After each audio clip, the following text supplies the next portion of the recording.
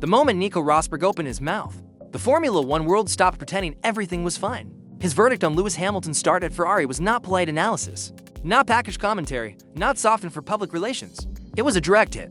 Rosberg said exactly what the paddock has been whispering behind closed doors for months, and his words carried a weight that no journalist or analyst could match, because he is the only man who ever took a world title away from Hamilton at the height of his power. He watched Hamilton crash in practice, wrestle an unpredictable front end, and suffer a third consecutive Q1 elimination in Abu Dhabi. Then he said the words nobody wanted to hear, that Hamilton is living a nightmare ending to his career, a scenario unworthy of a 7-time world champion, and one that is leaving a visible mark on his legacy. Coming from Rosberg, who knows Hamilton better than almost any rival, the message hit harder than any headline. He was not attacking Hamilton. He was warning everyone that something was breaking. It was breaking fast. Rosberg said the turning point was not the qualifying disaster, it was the FP3 crash at turn 9, a moment that revealed far more than a simple driver error.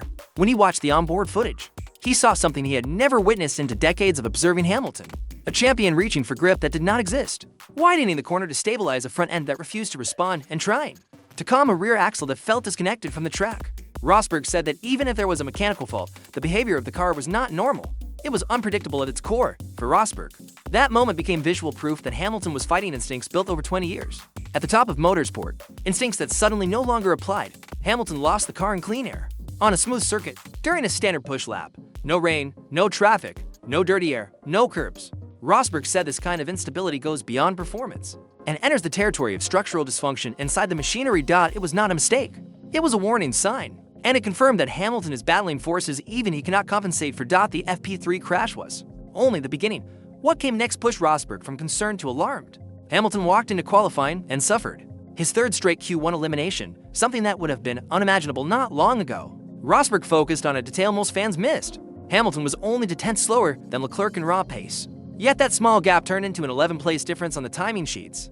Rosberg said that this shows how brutally unforgiving the SF25 has become when the fuel is low and the grip is high. One fraction of instability ruins the lap. One snap of the rear end destroys all rhythm. He explained that Hamilton is now trapped in a window where being almost there is still not enough. He is performing at a high level, but the car punishes every attempt at commitment. Rosberg said no other legendary driver has endured this kind of repeated bottom 5 elimination with such consistency. It is not a reflection of lost talent. It is a symptom of machinery that refuses to cooperate, according to Rosberg. Hamilton is driving at the edge, but the car collapses before he gets there. For Rosberg, the most unsettling part of the weekend was not the crash or the qualifying exit. It was Hamilton himself.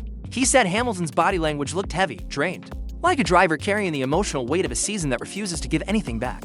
Rosberg pointed out the hesitation on the throttle, the micro-corrections in the steering, and the quiet tone on the radio, all signs that Hamilton no longer trusts the car beneath him. This was shocking for Rosberg, who spent years racing wheel-to-wheel with Hamilton and machines that were on the absolute limit.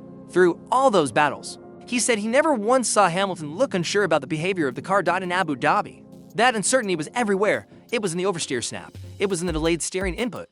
It was in a resigned voice when Hamilton said something had buckled. Rosberg described it as the psychological fatigue of a champion fighting too many fires at once. He was not seeing a decline. He was seeing a driver push into desperation by a platform that refuses to stabilize. To Rosberg, Hamilton looked like someone giving everything, yet receiving nothing in return. Rosberg then stepped into a territory few analysts dare to touch: the question of legacy. He did not claim Hamilton's legacy was destroyed, and he never questioned his place among the greatest in the sport. Instead, he warned that the visuals coming out of the season, the crashes, the Q1 eliminations, the isolated radio messages, and the sight of a 7-time world champion wrestling a fundamentally unstable car are shaping public perception in ways fans may not want to admit. Rosberg said that a generation of fans grew up watching Hamilton dominate. They are not used to seeing him vulnerable, and in Formula One, vulnerability is often judged unfairly. He insisted the talent is still there, the instincts are still sharp, and the natural speed is unchanged. But he warned that the longer Ferrari fails to provide stability, the more these moments will become part of Hamilton's late career narrative. He addressed the topic of age too, dismissing simplistic comparisons. He explained that age becomes a factor only when the machine does not support the driver's instincts. In a stable car, Hamilton can fight. In this one, even champions in their prime would crumble. Rosberg believes the legacy is not fading, but the perception around it is being scratched in real time. Throughout his analysis, Rosberg returned to one central point: Hamilton is not in decline, Ferrari is in disarray. He said the SF25 has handed Hamilton a season filled with situations that simply do not match the profile of a 7-time world champion. Spins in clean air, multiple Q1 exits, free practice crashes, and a constant need for improvisation every time he leaves the garage. Rosberg argued that these are the hallmarks of a car that is inconsistent at its foundation. not a driver who has lost his ability.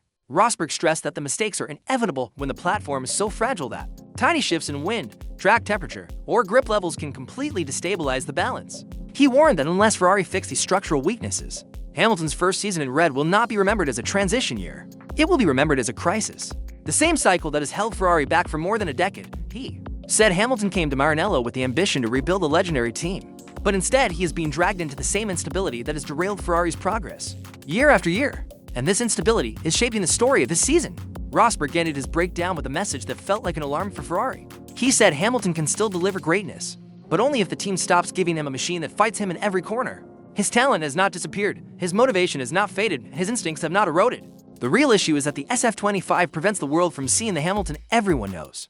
Rosberg warned that if Ferrari do not overhaul everything, from their operational discipline to their internal culture, the upcoming regulation changes in 2026 might arrive too late to repair the damage.